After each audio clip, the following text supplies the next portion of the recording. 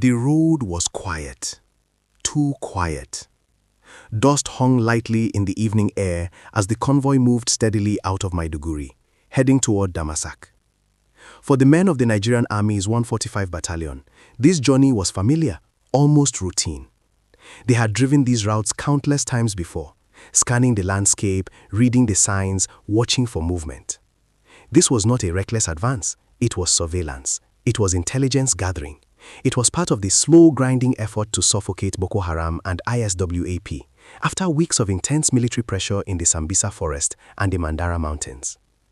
But on that stretch of road between Gubio and Damasak, death was already waiting, buried beneath the earth, silent, patient, and precise. What followed would shock Nigerians, shake security analysts, and reopen painful questions about the nature of the war in the northeast. To truly understand the weight of what happened, we must first understand why the troops were there. The Nigerian military had recently intensified operations against Boko Haram and the Islamic State West Africa Province, ISWAP, recording notable successes. Camps were overrun, supply routes disrupted, terrorist movements restricted.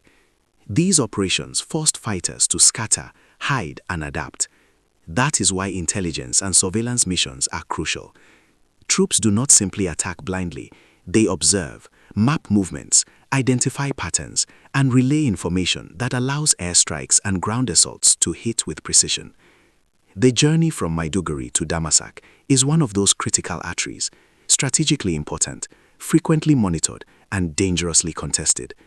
As the Carmel MRAP rolled forward with confidence, built to withstand ambushes and roadside bombs, the soldiers inside trusted their training, their equipment, and the experience gained through years of fighting insurgents. Then, in a split second, everything changed. The trap beneath the road. Without warning, the vehicle climbed over what looked like an ordinary section of road. Beneath it, an improvised explosive device, IED, detonated with devastating force. The explosion was not just loud, it was violent, calculated, and catastrophic. The Carmel MRAP, a mine-resistant ambush-protected vehicle designed to absorb blasts and save lives, was ripped apart. Images from the aftermath show a horrifying reality. Twisted metal, shredded armor, a massive crater, and a vehicle reduced to scrap. 11 soldiers lost their lives. Many others were injured, some critically. Pause for a moment and ask yourself, how does an IED destroy a vehicle designed specifically to survive explosions? What level of planning and technical capability does that require? Share your thoughts in the comment section. ISWAP's chilling claim and what it reveals. ISWAP later claimed responsibility and made an even more disturbing assertion. This was not a single attack. According to the group, 2 IEDs had been planted in different locations. The first detonated on Saturday between Wajiroko and Azir, destroying a vehicle and injuring soldiers. The second, this one, exploded on Sunday between Gubio and Damasak, killing and injuring many more. This claim sparked intense debate among security experts and observers. If insurgents had already signaled the presence of IEDs in the area, should troop movement have been adjusted? Should extra precautions have been taken? Should routes have been cleared more aggressively? These are not questions meant to assign blame casually. They are questions that matter because every answer could save lives in the future. If you believe conversations like this are important, please like this video and subscribe to the channel for more in-depth security analysis. The Carmel MRAP is not an ordinary military vehicle.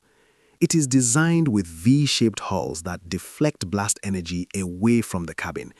Its armor is engineered to withstand anti-tank mines, roadside bombs, and ambush fire.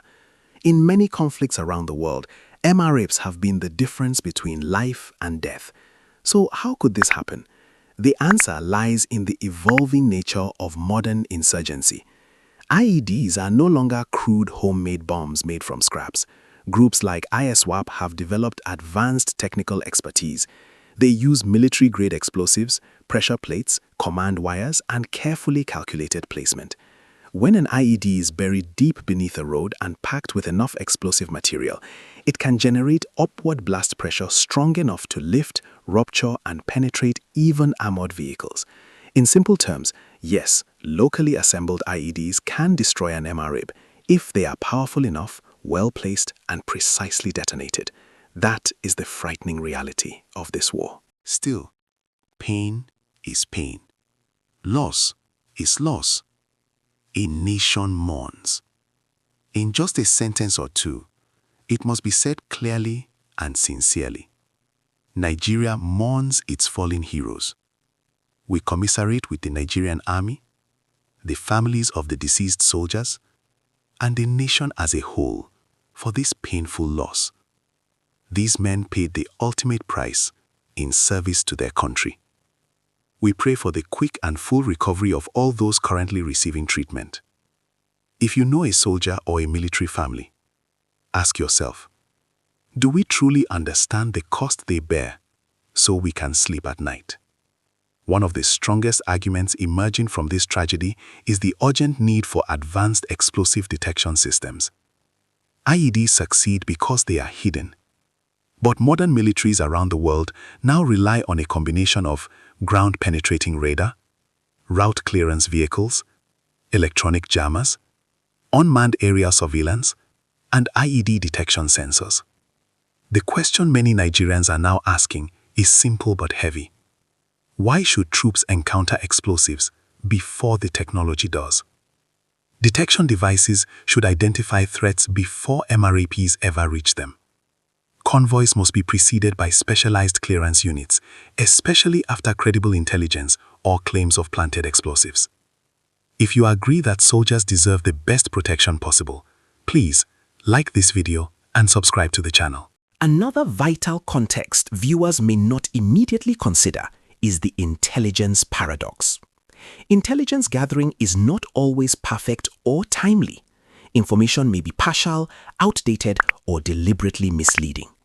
Terrorist groups also plant decoy claims to overstretch military caution, slow down movements, or force rerouting. So when experts argue that troops should have been more cautious, others counter with a difficult reality. War does not always allow perfect choices. Every delay carries its own risks. Every movement is a calculated gamble. The real solution lies not in hesitation, but in better integration of intelligence, technology, and operational planning. What do you think? Should speed sometimes give way to extreme caution, even if it slows operations? Drop your opinion in the comments. The next is the human cost behind the headlines. It is easy to talk about vehicles, explosives, and strategy. Harder, but more important, is remembering the human faces behind the numbers. These were sons, brothers, fathers, friends, men who laughed inside that armored vehicle just moments before the explosion, men who trusted that their mission mattered. Their sacrifice must not become just another statistic in a long-running conflict.